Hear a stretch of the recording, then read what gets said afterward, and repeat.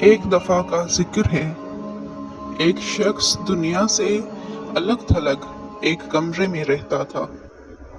نہ وہ کسی سے ملتا، نہ کسی سے بات کرتا تھا۔ اس کا ہر لمحہ قرآن پاک کی تلاوت، نوافل، ذکر اور دعا میں گزرتا تھا۔ اس کی زندگی کا مقصد صرف اللہ تعالیٰ کی رضا تھا۔ وہ سمجھتا تھا کہ میں دنیا سے دور رہ کر نجات پا سکتا ہوں،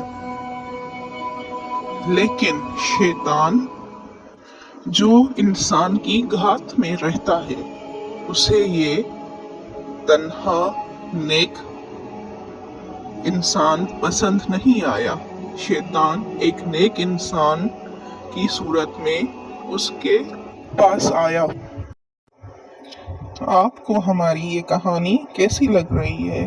ہمیں کمنٹس کر کے بتائیں، اور کیا اب اس کہانی کا آپ دوسرا حصہ دیکھنا چاہتے ہیں؟ اگر ہاں تو پلیز میرے چینل کو لائک اور سبسکرائب کر دیں۔ شکریہ۔